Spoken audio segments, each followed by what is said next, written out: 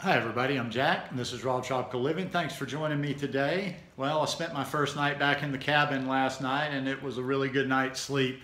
It's just a little cooler up here in the evenings. I don't know why, just the way it's located. There's no sun on the front of the house in the morning, whatever. Anyhow, I'm still in my long sleeves and it's about 9 o'clock in the morning, but gonna enjoy it up here for the next two and a half weeks. Yeah, just a little bit of change of pace. You know, I'm even thinking that once I don't have guests anymore, that I should spend the night up here in the cabin more often. I actually like sleeping here. This is my favorite place to sleep. But I do like the big house for the kitchen and what have you. But anyhow, just wanted to talk a little bit today about this vegan lifestyle, this plant-based lifestyle in general. You know, out there we have the raw vegans, the fully raw vegans, the natural hygienists, the fruitarians, the 80-10-10ers. We have the raw to 4 people. What else? We have the starch solution people. We have high carb. So we have so many different ways that people seem to be doing this raw vegan or this high carb vegan lifestyle, just a plant-based lifestyle. And it seems like sometimes everybody's fighting for your soul and everybody's arguing about the various details and just breaking it down and, you know, like this is the only way and that's the only way. When, really, I mean, you know, I don't know. I don't, some people need that kind of extreme way of looking into things. As I've always talked about on this channel, like I like to talk about a wide variety of topics. I am pretty much a fully raw vegan. I won't take the label simply because I do eat cooked from time to time and I don't make a big deal about it. But I always do try to stress when I say that, because I think people's brains tend to go from one extreme to another when they, you know, I think, and they see what a lot of other people are doing and a lot of other things that people are saying. And I think people, when they hear that, oh, I eat cooked food sometime, that, oh, well, he eats a good bit of cooked food. No, I don't eat very much cooked food at all. But I talk about it, I'm open to it, and that's never going to be my little whole soapbox stand, is raw all the time, raw. Because you're just not reaching that many people when you're focusing on such a narrow perspective. What I've always said about this channel is I like to talk about this wide variety of topics relating to a plant-based lifestyle, how to go from S.A.D to fully raw vegan. But hey, it's like getting on the train. It's like getting on the train in the train station and there's a lot of stops along the way. Take what you want, use what you want, and get out whenever you feel like getting out along the way, and nobody's locked you in there on the train where you've got to go straight to raw veganville and get off. And you know, like I say, sometimes I think we get so much into discussing and arguing about these minute details that we don't see the forest for the trees. And when I use that analogy, the forest being our health and the trees being the specific modalities of doing it, the specific way that you do it, your particular brand of religion. But I mean, I'm sorry, if we really get down to it, okay, when I'm eating fully raw, I do feel my best. I feel better than when I am eating some cooked food, because I don't eat cooked food all that much. If I was in a situation where to make my lifestyle work, I needed to eat cooked food on a regular basis, I would probably do it a little bit differently, and I'd probably feel, and when I say I feel better on raw food, it's not like I feel bad or anything or things aren't working when I eat cooked food. It's just that I feel at my absolute best with digestion, energy, everything at fully raw. But like I say, I see a lot of people that eat their cooked food differently than me, and since it's just a novelty for me and since it's just a matter of convenience at times, I'm not the best example on that.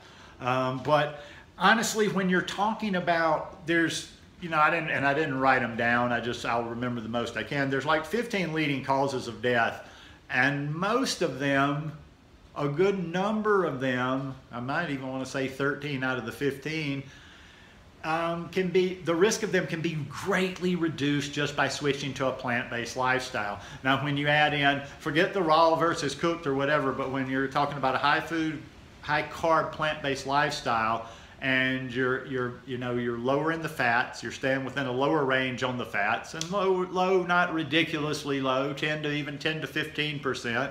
I don't like the oils. I don't eat the oils. You're leaving salt out. Well, you've reduced your risk drastically there, no matter how far you go down that scale towards raw or into the different modalities of doing it, just by being on that plain plant-based lifestyle. You're eliminating, or not eliminating, but you're greatly reducing the risk of things like heart disease, cancer, lung disease, diabetes, stroke, high blood pressure, all just by changing to a plant-based diet. So I guess what I always focus on is make sure you're aware of the priorities and choosing the right priorities and choosing to be healthy. In other words, get to that clean plant-based lifestyle first. In other words, that's where you get to first. Don't even think about raw. Raw shouldn't really be a whole big part of your vocabulary or in the early part of this journey. You're getting to a clean version of a plant-based lifestyle. High carbs, eating a lot of the carbs. But, until you get there first, and then start worrying about the raw.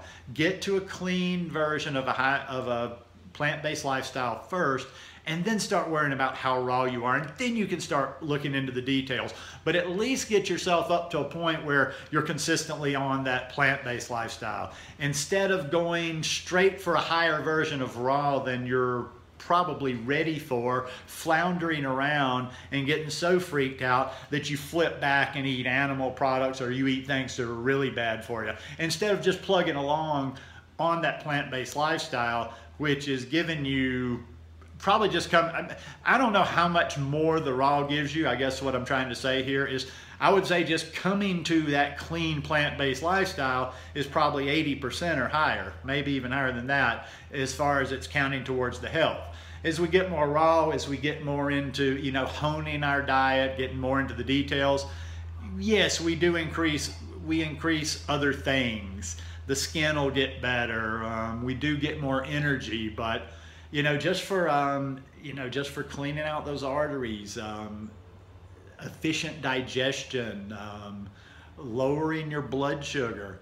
It's all about a plant-based diet. So I guess the thing I'm always talking about the raw and always kind of on the fully raw thing is, I would just like to see some of the people that are educators out there and that are really good speakers and that have a lot more retention than me and can explain the science more, just focusing on that aspect a little bit more, because there's some huge people out there in the raw world that I think they could reach a much larger audience and help a lot more people if they were just a little bit more inclusive with their message, and not necessarily like they're against the people. I would just like to see more raw vegans talking about aspects of doing it without being fully raw, because the reality is, and we can say whatever we want, and people can strive for whatever they want, and they can try all day long, but the large majority of people are never going to be fully raw vegans. Listen to that again. The large majority of people that come to a high-carb plant-based lifestyle, high-carb vegan lifestyle, whether they want, and some people don't want to, so that's fair enough, but a large majority of the people that set out on this road to be fully raw vegan are never going to be fully raw vegan. So you should at least be able to, if that's where you're pinning all your hopes on, fully raw vegan or nothing, you can be setting yourself up for some major disappointments, and you're just not focusing on the main important topic, and that is the health. So let's just try to, that's why I'm all the time just trying to share tips that are applicable to people, whether they want to be fully raw. I don't want to exclude the people that are fully raw. Fully raw is great, but just want to be a little bit more inclusive and just point out to people that the health aspects are the health aspects, and sometimes we exaggerate a little bit about all this, the details and the purity and the doing it exactly like this, and oh my God, you put this in your diet, when they could be right that something may not be perfect for you, but you're blowing out of proportion a little bit.